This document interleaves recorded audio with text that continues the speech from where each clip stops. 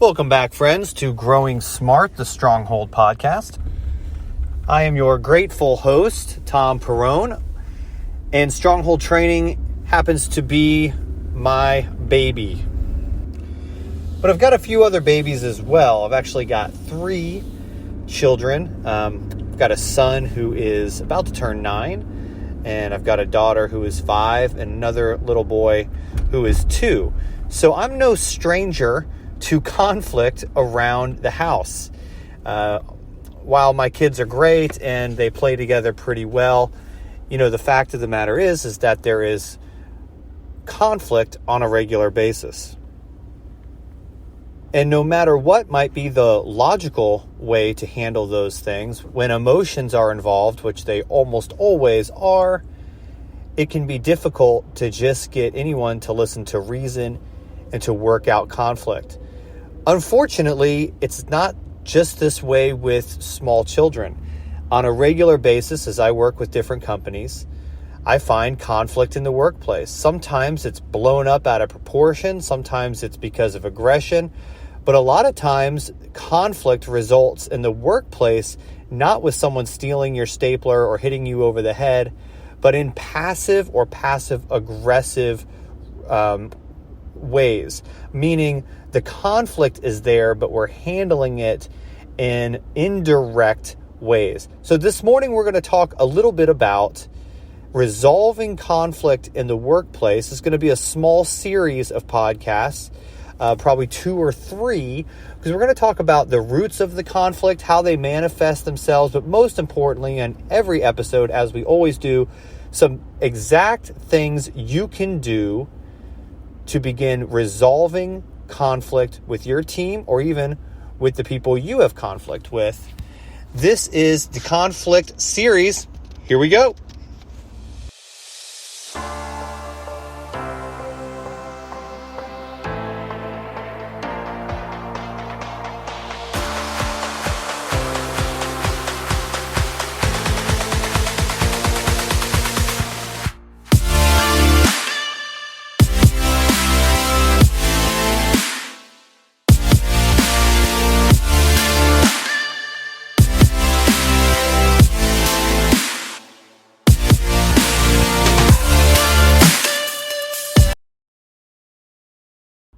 It's nothing like the corporate environment to bring out passive aggressiveness. About the only thing better than offices or the corporate work environment for passive aggressive behavior is social media.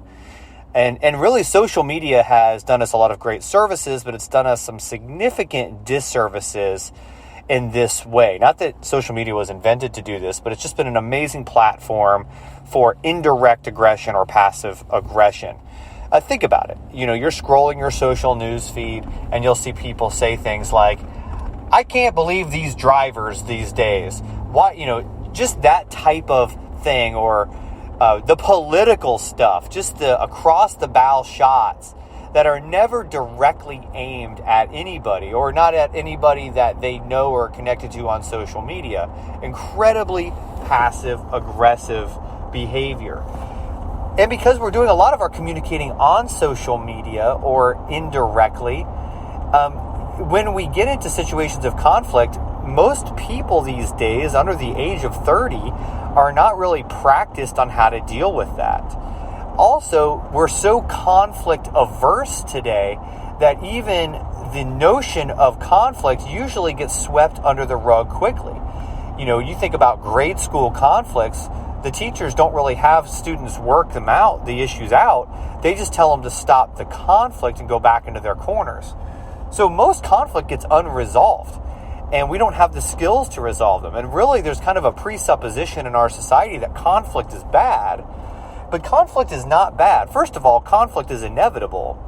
And second of all, conflict is not bad. As a matter of fact, historically, the human race has understood this. When you look at things such as our government and the fact that we have regular debate, we think it's bad that our government has conflict. That's actually not bad. Our government was set up to encourage conflict because conflict brings resolution. What's bad about our government is not that we have conflict. What's bad is we don't know how to resolve it anymore. And again, it's symptomatic of our society. We hate conflict. We think conflict is bad. And if we're going to have conflict, it's usually passive aggressive. And what are the signs of this, the symptoms of this? Well, the number one way you see conflict occurring, or the symptoms that conflict exists in the workplace, is gossip. So gossip is the black plague of businesses. Going to someone else and saying something bad about another person, or just complaining about another person. Doesn't necessarily have to be saying something bad. Actually, going and saying something bad or demeaning about another person we call it gossip, but it's actually something worse. It's called slander. So we slander, or we just gossip, we complain.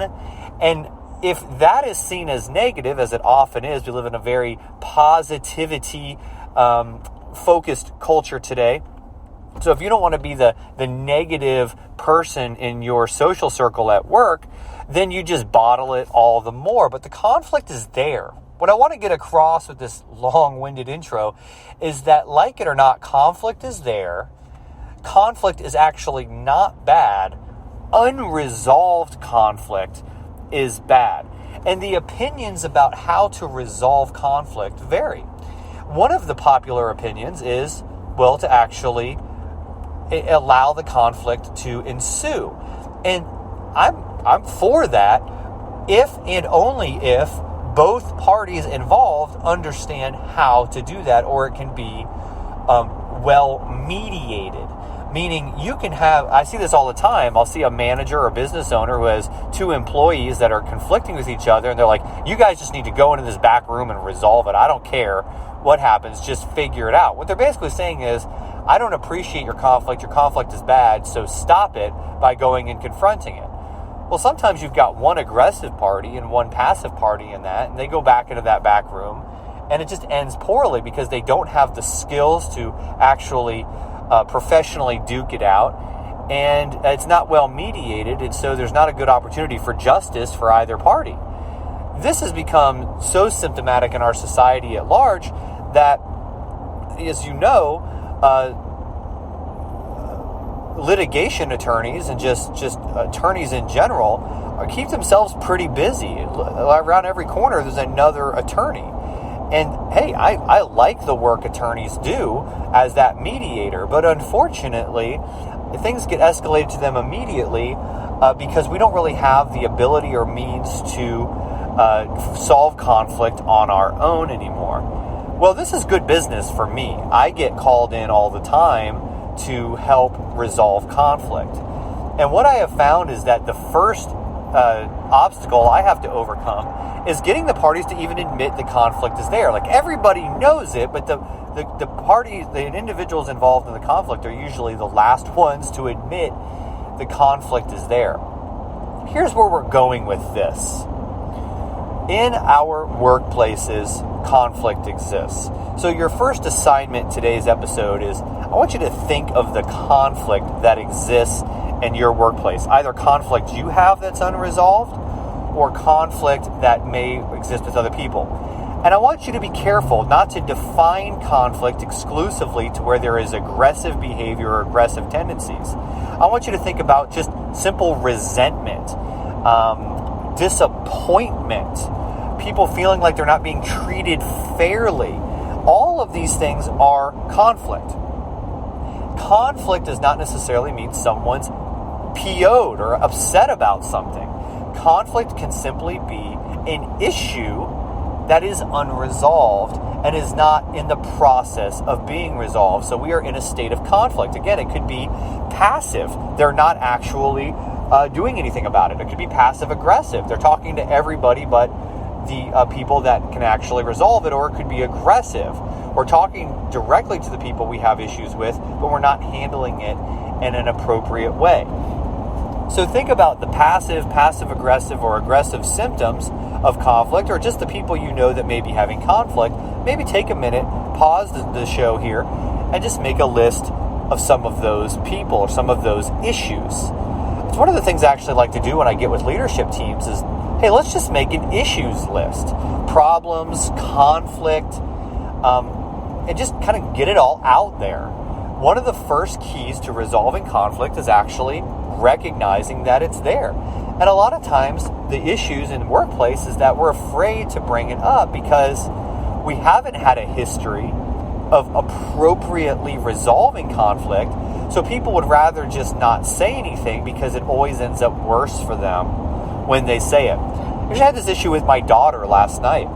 We're sitting at the dinner table, and my daughter confessed having an issue with a friend of hers. And I said, I'm going to talk to your friend's parents about this because it was actually a rather significant issue. A very inappropriate thing occurred. And no one really did anything wrong. They're little kids. They honestly just didn't know any better. But it was inappropriate enough that it was best for me to escalate it. And when I mentioned to my daughter that I was going to talk to the little girl's parents about it, my daughter said I should have just lied about it and not told you. Well, the reason she's saying that is she's thinking, this is just going to cause more trouble than it's worth. And I probably shouldn't have assumed my daughter had the reasonable ability to understand my actions, and I probably shouldn't have said anything to my daughter. That aside, that's oftentimes how people look at it in the workplace. Hey, it's better that I just don't say anything. It's just going to make it worse. And that's because in our society today, people just have found that confronting things just usually ends up in relationships getting worse. It ends up with breakup. It ends up with a lot of discomfort. It ends up with a lot of people leaving.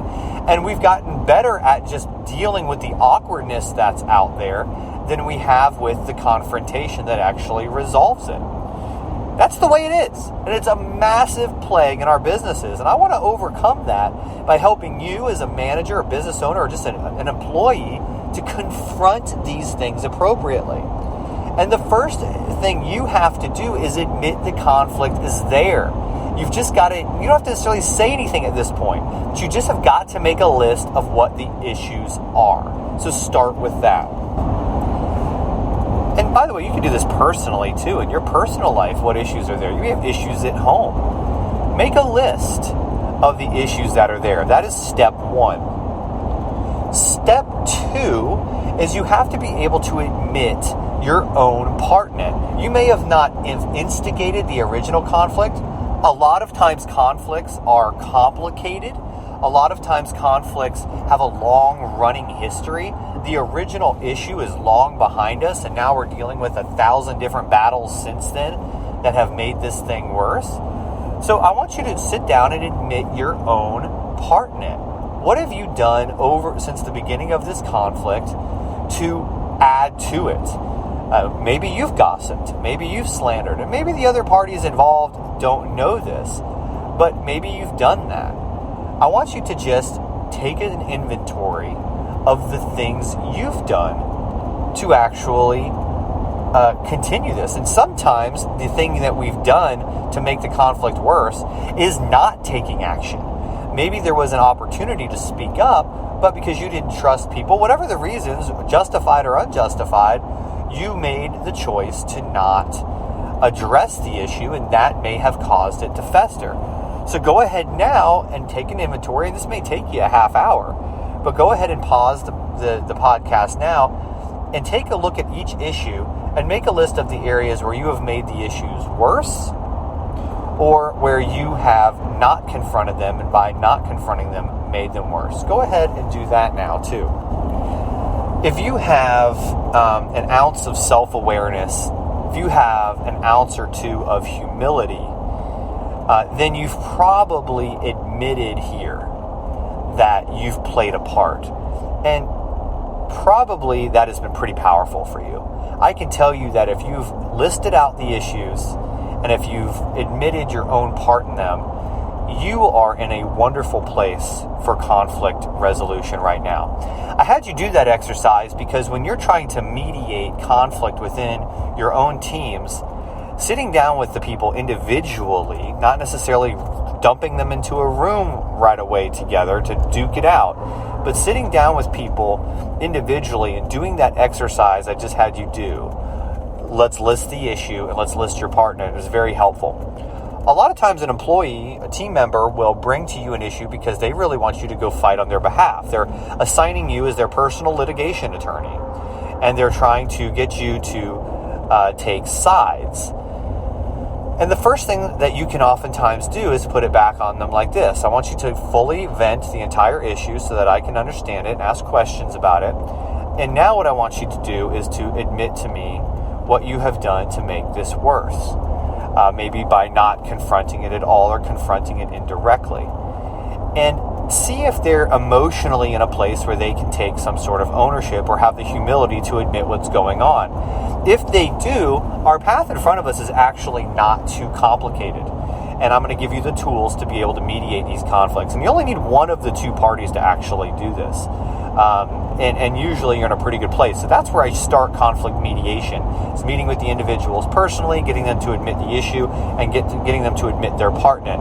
If I can just get one party to do that, I'm usually in a very good spot. If I can't, we've got a bigger task in front of us, because now we've got an emotional intelligence hurdle where the emotions are keeping them from some rational thought, or they feel so incredibly violated they're not willing to admit any part in it, or maybe they reasonably don't have any fault that they're willing to admit, but that's okay if they are able to see the other person's side.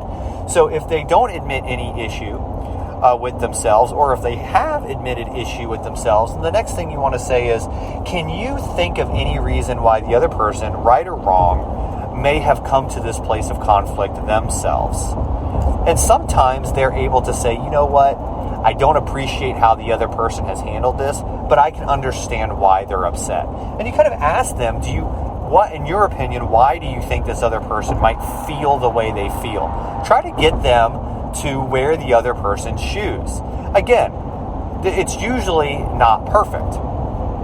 And a lot of times what we need to do in conflict resolution, and this is absolutely critical if you're trying to resolve your own conflicts yourself, what we have to do is first and foremost use the empathy softening method, which is we need to call out the emotions involved and validate them without necessarily justifying the other person's argument. Let me give you an example of this.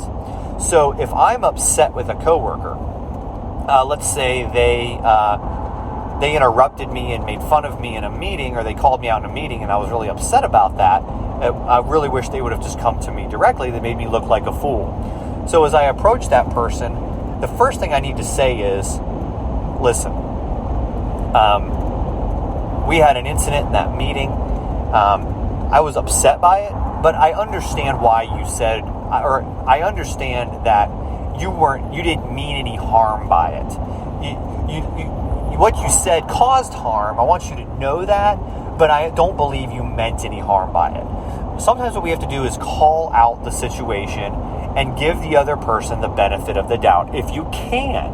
Or just call out the situation. Hey, I know that conversation we had earlier today didn't end well, and I imagine it was probably awkward for you as much as it was awkward for me, and I think if we could have done this situation again, you probably would have...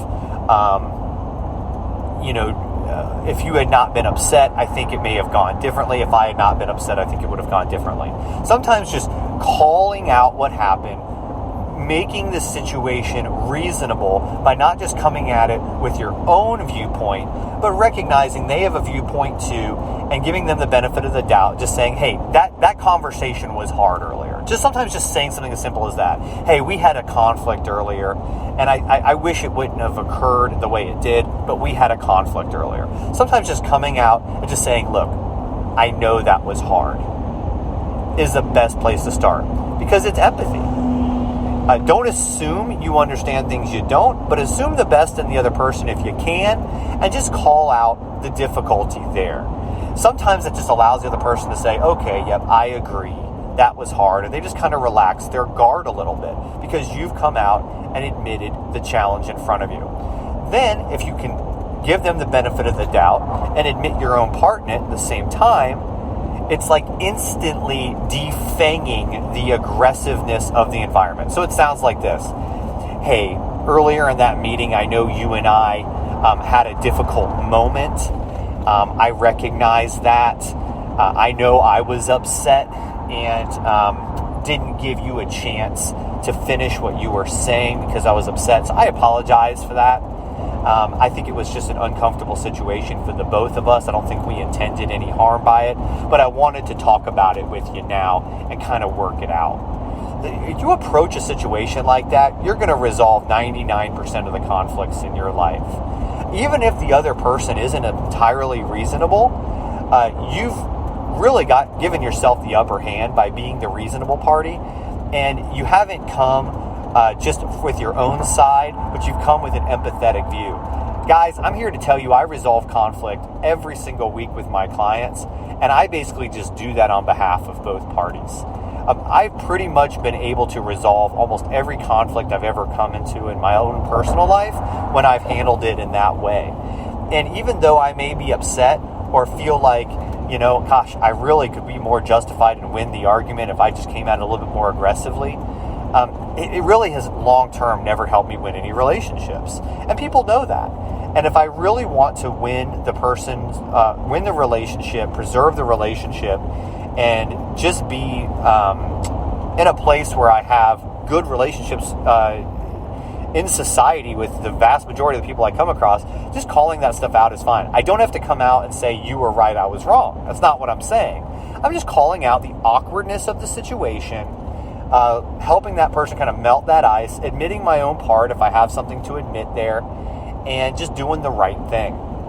That's all you really have to do yourself, and it's all you really have to do with a group of people if you're trying to mediate things to help things along. And that usually helps, again, by meeting with people individually before throwing them in a room where they're kind of primed to defend themselves. I kind of have, if I'm trying to mediate a conflict, I try to meet with the people individually first and defang the aggression first, and the methods I've given you. It's been very, very helpful. All right, hopefully you've got some good notes so far on what you can do to mediate conflict. Hopefully I'm giving you some exact pinpointed advice on what to do. And I don't want this to go any longer than this. I'm going to wrap up this podcast episode now. We're going to talk about this more in the future.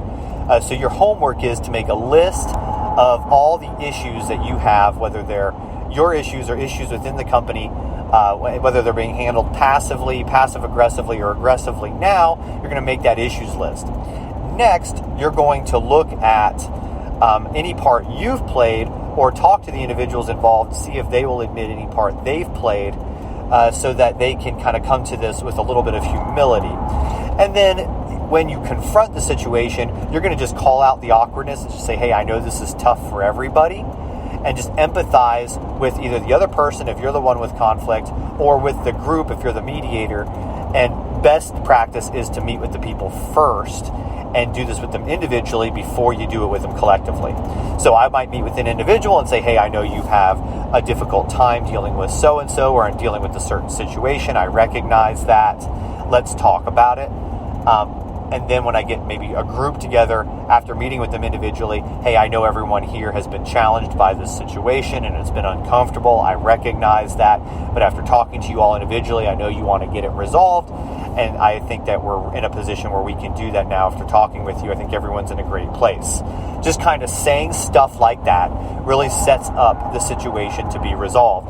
And then, and this is what we'll get into in the future podcasts, it's the questions you ask and it's the path towards resolution. Focusing on the resolution and not the problem at that point is important. But it's very important that everyone is heard, that the emotions are validated, that we recognize and we understand, even if we don't validate necessarily their reasons. As long as everyone is heard at this point is where we're going with this. As long as everyone is heard and has a chance to speak to it, and as long as you keep them pointed on a path to resolution and not just focusing on the history of the conflict, you will likely resolve things. And that's a little bit more of an art, but there's a process to that, which we'll be talking about in our next conflict podcast. I think we can wrap this up in just one more podcast. Hopefully this has not been too boring for you today. Hopefully it's not been too heavy. I hope it's been really helpful to you. If there's something we can do to make these podcasts more helpful, if there's a topic that you would like me to address directly, hit me up at success@strongholdtraining.com. Man, we have got some incredible classes coming up in 2020, especially when it comes to leadership development. We're going to be hitting this type of stuff: coaching, accountability, conflict resolution, public speaking. We're going to be hitting it hard in the Leadership Optimizer. Head on over to strongholdtraining.com. Check out the leadership stuff we got coming up. If you like this leadership development stuff, we've got some great programs for you there. Other than that, I will see you on the next Growing Smart.